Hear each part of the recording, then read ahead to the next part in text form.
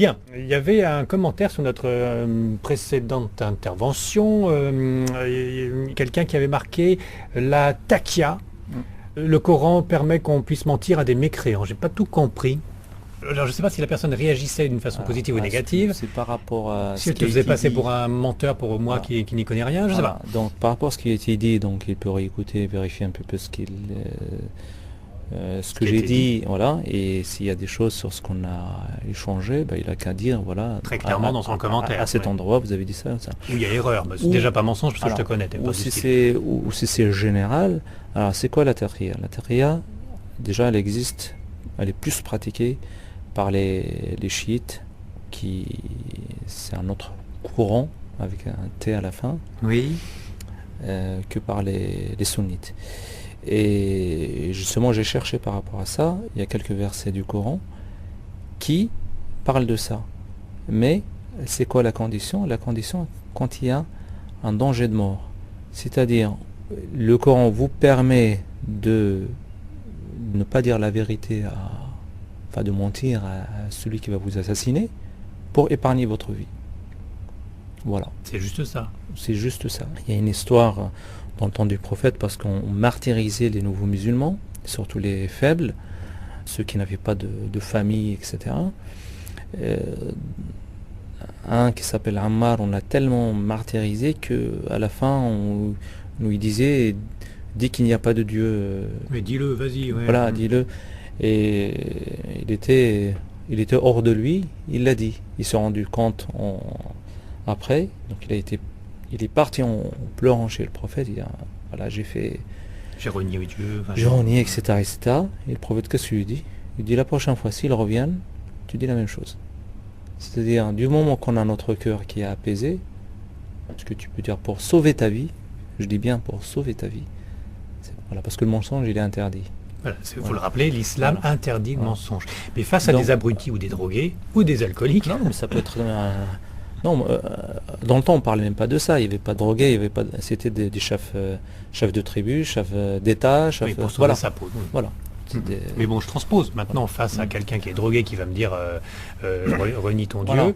Voilà. Là, le Coran a l'intelligence de dire sauve ta vie parce que Dieu t'a donné la vie. Exactement. La gâche pas bêtement en disant si Dieu existe. Voilà, parce- exactement. enfin, Quand on a dans l'exemple tout à l'heure de celui qui mange le porc pour sauver sa vie, oui, c'est pas pas pareil. Voilà. C'est pareil. Exactement. C'est du bon sens. Du moment que le cœur il est apaisé, Oui. c'est pas. C'est pas mal. Donc par rapport à ce commentaire-là, si c'était pour dire ça, oui, il y a un verset, mais à condition, c'est pour sauver sa vie. Uniquement sauver sa vie. Et Voilà. non pas faire du prosélytisme pour essayer de présenter le Coran autrement, etc. non, parce que là c'est un mensonge. Et le Coran interdit le mensonge. Exactement. Donc L'islam. Tiens, et ben voilà qui est dit, ça s'appelle la taqiyya, c'est ça? la taqiyya, ouais. La taqiyya. Alors il y a chiite et il y a sunnite. Sunnite. Sunnite. Alors Sunnite. qu'est-ce que c'est que cette affaire? C'est comme chez les chrétiens, les catholiques, les protestants, et après orthodoxes, bon, Voilà, oui, c'est plusieurs. ils sont tous sous la croix, mais chacun. Voilà. Donc il y a quand même donc la base du Coran qui est un petit peu déviée par certains. Non. Les chiites et les sunnites, ils sont d'accord pour le même Dieu, ils sont d'accord pour le prophète et les prophètes, ils sont d'accord pour le Coran, ils sont d'accord sur les bases, ils sont tous d'accord. Il y a quelques divergences. Est-ce que je me trompe si je dis que les chiites sont moins modérés, plus extrémistes que les sunnites Non, les sunnites, ça vient du mot sunna, c'est la tradition du prophète. Donc les sunnites suivent la tradition du prophète. C'est tous les enseignements que le prophète a dit. Les chiites. Les chiites, eux, c'est plus par rapport à des imams. Continuation de Voilà, ils l'explication et disent, voilà, c'est l'interprétation. le D'accord. prophète, enfin, il y a une continuation, D'accord, c'est les imams Ce qui qu'a font demandé ça. le Coran. Continuer de lire et réfléchir. Hein. C'est à la base. Hein. C'est ce que tu m'as dit en début d'entretien. Dieu nous a créés en disant lis. Donc il faut continuer d'évoluer. Il faut continuer de réfléchir sur les. Réfléchir, Ouais. oui, mais pas à innover des choses qui n'ont pas été faites. oui, voilà, C'est faire ça le attention, problème. bien sûr. C'est ça le problème. Le problème, c'est qu'il y a des pratiques que le prophète ne. Non, je vais- S'il revient là, il serait. Voilà. Qu'est-ce que vous avez fait de médire et oui, bien sûr. Voilà. Donc les sunnites, ils n'ont pas qui représentent un peu plus de 80% des musulmans dans le monde, qui suivent les textes coraniques et la tradition du prophète. Avant de commencer à en créer d'autres ou à en interpréter. Non, il n'y a pas d'interprétation, il n'y a pas. Ce que font un peu les chiites, c'est ça. Les chiites, non, c'est le. Ils réfléchissent dessus. Non, c'est le. Ah, c'est j'ai qu'il y pas a. compris. Non, c'est qu'il y a. Comment dire. Ils disent. Bon, c'est vraiment compliqué. Bon, j'ai cherché. En gros, les sunnites suivent le Coran. À la base, à la lettre. Voilà. Mais avec le cœur. Le Coran, la tradition du prophète, la tradition des compagnons, parce que quand le prophète est mort, donc il y a les compagnons qui étaient au courant de ce qui se faisait, donc ils reconnaissaient les compagnons. Les savants, les sunnites sont très très attachés au savoir, les savants, etc. Et les chiites, alors, ils croient au prophète, oui. Ils renient beaucoup, j'allais dire, ils insultent même beaucoup de compagnons du prophète. Ah. Parce que tout simplement à un moment ou à un autre ils se sont séparés sur un navire, etc. Donc ils ne les reconnaissent pas tous, les compagnons. Ils ne les reconnaissent pas tous, en plus c'est malheureusement respectueux. Exactement. Donc moi en tant que sunnite, je dis beaucoup de chiites, surtout les rawafides, ils sont très, malgré qu'ils se disent musulmans, c'est basé malheureusement sur la haine, sur les insultes, sur les. Oh bah tu vas te faire des amis. Il n'y en a pas beaucoup en France, bon, Dieu merci. Ouais. C'est plutôt en Iran, c'est ça? C'est plutôt en Iran. On ne va pas tomber dans la géopolitique religieuse. Irak, enfin bref, ils sont peut-être un petit peu plus à réfléchir dans un mauvais sens que les sunnites. Voilà, mais aujourd'hui, les chiites, c'est plus... c'est que les imams, enfin c'est pas les imams, c'est les ayatollahs, pour eux, c'est les références. Voilà. Ce qui dit, c'est ça. C'est-à-dire, on écoute plus l'ayatollah que le prophète finalement. Exactement. Il faut tuer Salman Rushdie, il faut le tuer. On le fait, d'accord. Il faut tuer Taslima Nasrin, il faut la tuer. Oui. Il faut faire ça, il faut faire ça. Ouh, les vilains chiites. Heureusement que tu es sunnite, dis donc. Bon, attends, je vais t'en sortir. Non, bon, c'est ça. Je vois. Alors qu'un sunnite, un imam, n'importe quel imam, sunnite, il dit de faire ça. Je me pose la question. Pourquoi? Oui. Pourquoi tu veux que je fasse ça? Oui. C'est pas parce que t'es imam, j'aurais pu être imam comme toi. Alors que chez les chiites, non. C'est héréditaire, c'est-à-dire il faut être de la lignée, etc. On obéit et complètement. Et par contre, les sunnites, ils réfléchissent, et réfléchir, c'est commencer à désobéir. Non, pas du tout. Enfin, peut-être dans une autre philosophie. Dans d'autres contextes. Très bien. Je te remercie, Anis, parce qu'il y a eu la nourriture spirituelle et la nourriture de l'esprit grâce à toi. Et puis tu m'as ouvert sur la religion musulmane. Et c'est pas fini, on en discutera. Non, mais c'est juste ce que je dis là, c'est peut-être juste un titre de. Il y a des écrits. Oui, il faut se renseigner un peu plus. Voilà, les gens qui veulent. Bien sûr. Voilà. Oui. Et c'est pas puis il y a aussi la nourriture de mon petit estomac qui gargouille un peu, et avant la fermeture de la cantine, je vais y aller, non sans continuer ma petite analogie avec Lourdes. Et est-ce que lorsqu'on va à la Mecque, au pèlerinage, il y a des miracles? Parce que je veux bien, on repart de là, super, on était tous avec des copains, on se sent plus pur parce qu'on a fait son pèlerinage, tout va bien. Mais est-ce qu'il y a des miracles physiquement parlant? Est-ce qu'il y a des gens qui se lèvent de leur fauteuil comme à Lourdes? L'islam, quand il est arrivé, comme on en a déjà parlé, quand on compare le prophète Mohammed ou même l'islam par rapport aux autres religions, par rapport aux autres prophètes, Moïse qui a traversé la mer Rouge, Jésus qui a fait ressusciter des morts, guérir des lépreux, etc., etc.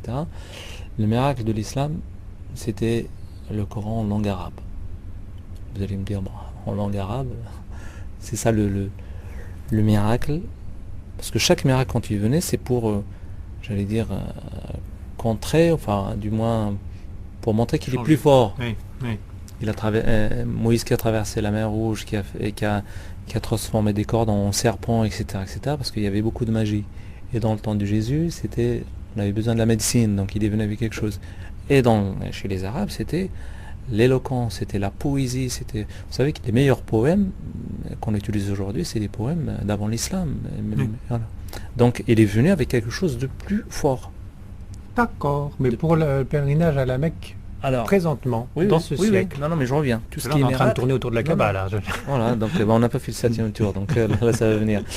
Il faut 7 tours pour voilà. Donc les miracles, pour nous, ça ne représente pas une. D'accord. Voilà, c'est pas la peine. On n'y va pas pour ça. Oui. On y va pour s'expier. On y va pour. Ce qui est déjà un miracle se en vider, soi. Voilà. Mais physiquement, est-ce que voilà, il y a eu des miracles, des apparitions, quelque chose dans. Franchement, vous demanderez peut-être aux 2 millions de personnes, les gens ils y vont pas pour ça.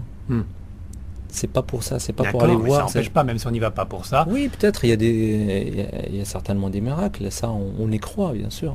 Mais on n'en parle c'est pas. des finalement. prodiges. Alors on n'en des parle prodiges pas, qui sont donnés à des gens, bien sûr. Oui, mais Ça, on n'en fait pas de la publicité comme à Lourdes, alors même si c'est arrivé.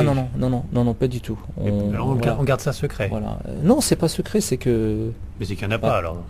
Non, il y en a, mais Il y en tant a mieux pour la personne. Il y en a, t'en as entendu parler à la mec qui a eu ça? Ou c'est ma question qui te pousse à dire ça? Non, mais les miracles, c'est pas obligé que ça soit à la Mecque. Ça peut être ici, à Paris. Ma question, c'est la Mecque. On va au pèlerinage. C'est l'analogie avec Lourdes. On va au pèlerinage de Lourdes, pof, il y en a qui sont guéris et qui Le problème, miracle. c'est que je connais pas Lourdes. D'accord, bon, il n'y a pas un cube au milieu, mais on y va, et des gens sont malades, ils y vont, et ils ressortent guéris. Bon, il y a des miracles incontestés, à ce jour incontestés, parce que la médecine ne sait pas comment les expliquer.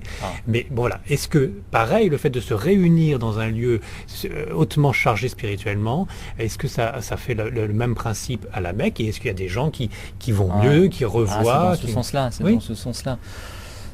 C'est sûr, il y a des gens, quand ils y vont, ils partent d'ici, ils sont malades, ils arrivent là-bas, ils sont en bonne santé, ils reviennent, ils sont malades. Non, je sais.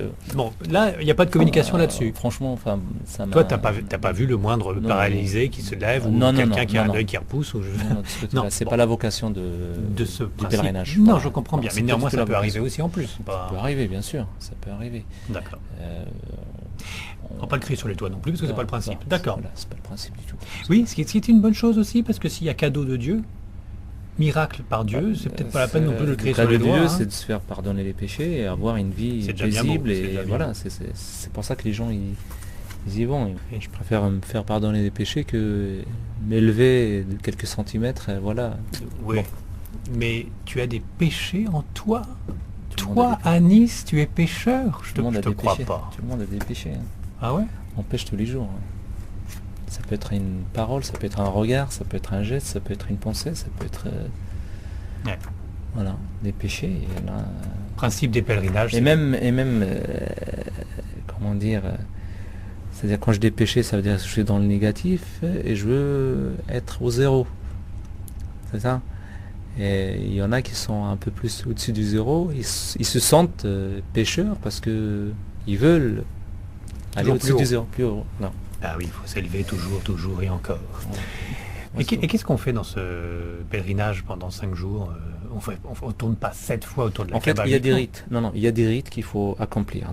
Tous les rites du pèlerinage, c'est pas des rites qui ont été ramenés par le prophète Mohammed. Ils datent du temps d'Abraham. Voilà. Le premier rite. Il faut venir avec son fils. Il faut essayer de la tuer. Non, on va faire court. Il y a 5 piliers du pèlerinage. La première des choses, c'est ce qu'on appelle ihram, c'est-à-dire mettre les 2 étoffes en tissu. Oui. Et pour les femmes, elles s'habillent normalement. Donc ça, c'est le premier. La deuxième des choses, c'est le fait de faire le tour, ce qu'on appelle tawaf, les 7 tours autour de la Kaaba, ici. Oui. Vous avez un autre rite. C'est entre 2 montagnes et c'était notre mère Agar, la femme de Abraham, Hajar, qui a fait un parcours entre deux petits monticules. Donc on refait le même parcours, cette fois un aller, un retour, un aller, un retour, un aller, un retour, un aller. Donc tout ça en pensant à Abraham plutôt, alors oui. Donc tout ça c'est en commémoration. Et on voit un endroit qui s'appelle Arafat. Voilà, c'est immense. Il y a les 2 millions de personnes. Donc il faut être à cet endroit-là. C'est une grotte? C'est quoi? Non, c'est en plein air. C'est juste un endroit. C'est un caillou? Un endroit, non, c'est une plaine. C'est une plaine, mais qu'est-ce qu'il y a eu sur cette plaine? On dit c'est l'endroit où Adam a rencontré Ève en descendant de terre. D'accord. Il y a beaucoup de versions qui sont pas... Il y a beaucoup de dires, mais bon, l'essentiel, c'est pas d'y penser. ce qu'il y a... C'est l'intention qui compte, même si c'est pas vraiment le lieu. C'est pas ce qui s'est passé ou c'est un rite D'accord. fait par un prophète qui nous a recommandé de le faire. On le fait. On le fait. Donc si on est à 3 là. Il y a un 4e alors. Se couper les cheveux. On se coupe les cheveux. Voilà. Donc soit se raser, soit se couper les cheveux. Voilà. C'est une adoration. C'est comme ça je vous dis, boule à zéro. Ouais. Voilà. Oui. Alors ça c'est le 4e. Ouais, c'est le 5e je pense. Parce qu'il y a les piliers, il y a les obligations. D'accord. Ah, oui. Voilà. Donc là on a parlé des piliers. C'est-à-dire si vous ratez un de ces piliers-là. Donc il y a 4 piliers. Le premier pilier c'était comment dire les étoffes, le fait d'être à Arafat, le fait de faire les 7 tours, le tawaf, et le fait d'aller sur la colline, entre les deux collines, Safa et Marwa, ce qu'on appelle Sa'i. Et je vous ai dit couper les cheveux, c'est pas un pilier, c'est Obligation. C'est une obligation, voilà. D'accord. Très bien, vous avez trouvé le mot. Il y a encore 4 autres obligations. Ah, ça, c'est plus compliqué. C'est pas le sujet. Déjà, je retiens et je résume. Donc, si on veut faire un pèlerinage à la Mecque, on y va, on prend le billet d'avion. Après, on s'inquiète de rien parce que c'est tous des amis, c'est tous des frères. Et puis, on y mange pour pas cher et tout va bien. Et ce qu'il y a à faire sur 5 jours, si je comprends bien, en fonction de la position de la Lune et compagnie, c'est faire les 4 piliers, c'est-à-dire se promener entre les deux collines où la femme d'Abraham s'est promenée, c'est ça? Ok, d'accord. Bon. Oui, c'est ça. C'est pas dans l'ordre, mais c'est pas dans l'ordre, mais bon. Allez. Faire 7 fois le tour autour de la Kaaba, c'est ça. Ça c'est et de 2. Ensuite aller sur la plaine où il s'est passé Adam et Ève éventuellement. Okay. Et de 3, et j'ai oublié la première, c'était les étoffes. Enfin, et se mettre ses étoffes devant et derrière, soit s'habiller en blanc, quoi. Une étoffe pour sur la taille, et l'autre sur le dos. Sur le dos. Un drap alors, on parle des obligations ou on en arrête là? Non, on en arrête là. Bon. Et on se renseigne sur Internet, bien sûr, et on fait attention à Internet. Parce qu'on voit de tout et son contraire sur le Coran. Exactement. Bon, j'en profite, c'est vrai que il y a un grand amalgame qui est fait par les médias. Donc, un message aux non-musulmans, même aux musulmans, parce qu'il y a des musulmans qui malheureusement ne connaissent pas leur religion, ou du moins ils ont une vue un peu négative. Avant de critiquer telle ou telle religion, surtout l'islam en ce moment-là, c'est au moins se renseigner, au moins chercher. Et franchement, quand on cherche, ce que je vous dis là, franchement, c'est pas moi qui le dis, c'est des gens qui ont fait des recherches et ils ont trouvé leur réponse. Quand on est sincère, on trouve la bonne réponse.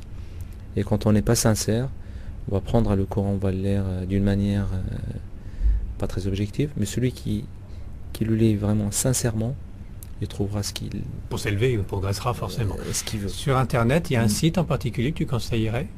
Où on est sûr que c'est pas exacerbé, extrémiste et autres? Le mieux peut-être, c'est de se rapprocher un peu des mosquées. Tu as plutôt confiance à l'imam? Plutôt confiance, un peu un échange. Parce que sur les nets, on peut chercher un mot qui va...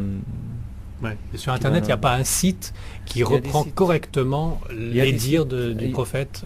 Il y a les sites gouvernementaux. Vous allez sur n'importe quel pays, je sais pas, par exemple en Arabie Saoudite, ils ont des sites qui sont en toutes les langues du monde.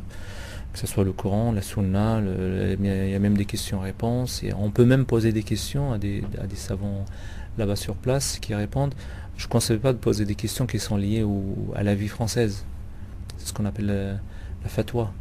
La fatwa, c'est un avis juridique, mais qui doit tenir compte de l'endroit et du temps dans lequel on vit. C'est l'espace-temps, oui. Et alors, là, dans ces cas-là, il y a un avis juridique qui dit c'est comme ça et pas autrement. Voilà, donc vous posez la question à un savant saoudien, il va vous répondre d'une manière. Alors qu'il ne connaît pas où tu habites et comment tu vis, etc. Voilà, exactement. D'ailleurs, eux-mêmes disent non, le mieux c'est de poser la question aux imams qu'il y a chez vous. Oui. Toi, je parle des fatwas. Je vois. Voilà. Et là, mais quand c'est un avis juridique sur la pratique religieuse, la prière, par exemple, il y a 5 prières par jour. Où qu'on soit, c'est kiff-kiff. Voilà, donc il ne va pas lui dire non, il y en a 6 ou il y en a 4. Non, donc ça, c'est clair. Mais il y a effectivement un contexte géographique qu'il ne faut pas oublier. Donc les sites là, donc je conseille, il Il y a Islam Web, il y a Islam Way, un peu dans toutes les langues, il y a Islam House. Mais c'est surtout de discuter avec un voilà, frère voilà, musulman. Le mieux déjà, c'est commencer objectivement, sans arrière Pensée négative, pensée d'accord. négative sur Et l'islam, d'avoir la sur chance de autre tomber chose. sur un qui ne soit pas non plus manipulateur et extrémiste. Bon, en général, quand on va voir le responsable de la mosquée, c'est des gens qui vivent en France, c'est des gens qui connaissent la culture, c'est des gens qui sont Et qui on peut Qui faire sont- confiance. en grande majorité. Comme un curé. T'as été voir un curé au fait t'es déjà rentré dans des cathédrales et autres Si, j'ai un ami curé, bien sûr. Hmm. J'ai un ami curé, on a déjà discuté. T'es déjà rentré dans des cathédrales, des églises Cathédrale, oui, Oui. bien sûr. Oui. Aucun problème. Bon. On sent la sérénité, on sent. Bien Mm. sûr. J'ai même prié mes prières dans une chapelle, parce qu'il n'y avait pas d'endroit où prier. J'ai demandé, il me dit, ah bah si, il y a des musulmans de temps en temps, ils viennent faire la prière ici. Donc j'étais content. J'ai fait ma prière dans une chapelle. Et pour l'histoire, il y avait le calife Omar, quand il arrivait à Jérusalem, il a été accueilli par des chrétiens. Et il devait faire la prière. Et certains lui ont conseillé, tiens, fais-la dans l'église. Il a refusé, et sachant qu'on peut la faire. Et quand tu as demandé pourquoi, il a dit, j'ai peur que les gens après moi pensent que c'est un endroit acquis. Et qu'ils vont... Voilà. Et donc du coup, là où il a fait la prière, c'est l'actuelle mosquée Omar qui existe, pas loin d'une église, en Palestine. D'accord. Voilà. Donc on a le droit, mais lui en tant que calife, il avait peur que les gens Oui, interprètent après, les choses, Oui. En disant, Voilà. ça y est, il a ma mise sur Voilà. le lieu. alors que les musulmans étaient, en ce moment-là, c'était les maîtres du pays, j'allais dire. Donc, ils auraient pu faire ça, mais non. L'islam n'a jamais demandé de détruire ou de... Les lieux, les temples des des lieux de autres culte. religions. Non. Il a même interdit j'allais dire, de proférer ou d'insulter les dieux des autres religions ou Tolérance. voilà. La tolérance devrait déjà être à la base de tout être humain au niveau spirituel. La tolérance est liée, c'est ce que je vous disais tout à l'heure, c'est les médias malheureusement. Parce que les gens, quand ils comparent, quand il y a quelque chose qui arrive, on accuse tout de suite l'islam, les musulmans. Oh non, pas forcément. Après, c'est les Roumains qui prennent, puis sinon, c'est les Juifs. Ça dépend, ça tourne. Il y a des modes. Mais souvent, là, mondialement, j'allais dire, je parle En pas ce moment, que- oui, mais enfin, c'est pas ce moment, c'est depuis tout le temps. C'est parce que tout simplement, aujourd'hui, on a les médias, enfin, on a les moyens de communication qui sont plus développés qu'avant. Oui, mais il y a aussi quand même les- pas mal d'extrémistes qui vous font une mauvaise publicité. Il faut quand même régler aussi vos problèmes avec ces gens-là. C'est Ces impossible. gens-là, Ça. bon, on ne veut pas rentrer dans un Non, mais débat c'est politique, impossible qu'ils puissent autant bafouer le Coran que ça. Non. C'est une honte. Mais je suis tout à fait d'accord. Mais d'après mes souvenirs, ça commence après la guerre d'Afghanistan, les talibans, enfin en septembre, Al-Qaïda. C'est des gens qui ne se sont pas créés tout seuls. C'est des mouvements qui ont été créés par des États.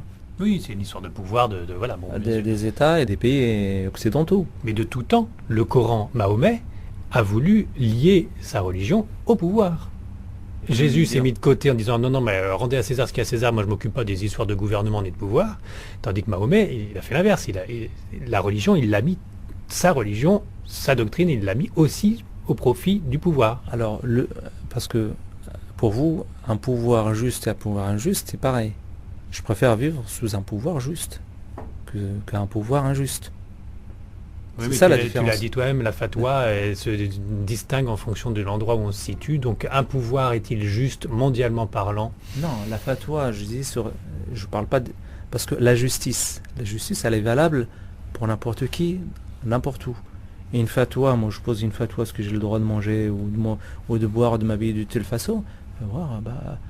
Les Saoudiens vont pas m'imposer la façon de m'habiller en France, ou au Sénégal, ou en Malaisie. Ben pareil, Voilà. le pouvoir Donc, n'est peut-être pas là- forcément positif partout. Mais la justice, elle est valable pour un musulman, un non-musulman.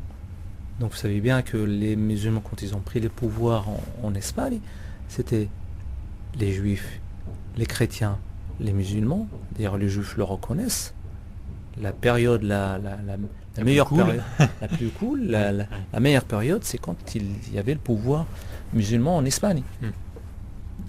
Donc il y avait bien un pouvoir. Oui, mais Chacun là, avait- il y a une poussée d'un certain pouvoir, soi-disant, avec oui, le mais Coran là- en avant. Non, mais Il là, on ne faut pas compare- être dupe, quoi. non, mais là, parce que le pouvoir, quand on dit un pouvoir religieux, là vous n'allez pas me dire c'est un pouvoir religieux. Ah bah, D'ailleurs, il n'y a aucun pays musulman aujourd'hui qui peut dire qu'il est juste. Oui, mais il y en a, il y en a qui suivent ce mouvement Mais- en mais- voulant faire plaisir à Mais il Dieu, y en quand a même. hein. il y en a qui suivent, mais C'est une erreur. ça ne veut pas dire qu'ils sont sur la bonne voie. Non, on répète, Voilà. si à partir du moment où on vous demande de tuer quelqu'un ou d'ôter la vie de qui que ce soit, c'est que c'est pas net, c'est que c'est pas Dieu qui est On derrière. avait déjà dit que le Coran a dit celui qui tue une âme, c'est comme s'il a tué toute l'humanité. Celui qui fait revivre une âme, c'est comme s'il a fait revivre toute l'humanité. Il n'a pas dit le musulman. Celui qui tue un musulman, un non-musulman, il a dit l'humanité.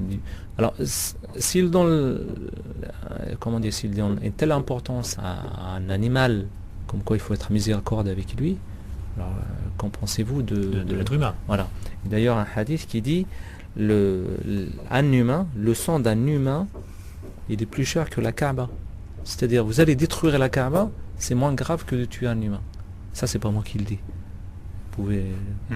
Donc Bien respect fait, de la voilà. vie, les Boko Haram et compagnie. Bah, C'est une et moi- mauvaise et moi, publicité je- pour la religion musulmane et je ne comprends pas pourquoi vous ne je évitez m'ident- pas ces gens-là. Je vous dites. n'identifie pas à ces gens-là. Pourquoi il faut que ce soit les Occidentaux qui fassent la guerre à ces gens-là alors que c'est à vous, musulmans, de reprendre en main Justement, c'est ce que je disais tout à l'heure. Ces gens-là, quand vous cherchez, c'est les talibans, Al-Qaïda, Les compagnies, etc., ouais. etc. Au début, ils sont soutenus par des pays occidentaux. Qu'est-ce que vous voulez, moi, dizaines d'années, vingtaine d'années après, qu'est-ce que vous voulez que je fasse? Ouais, Alors bien sûr. qu'ils ont été mis en place place. par les pays occidentaux Voilà, pour une c'est histoire tout. de pétrole, je ne sais quoi. Pardon. C'est vrai Après, qu'en c'est- Syrie, c'est pas très net cette affaire. Hein, parce que en Syrie, Bachar al-Assad, il s'en sort pas mal. C'est pas net du tout cette Oh, affaire. Ça sent la c'est- manipulation à tous les étages.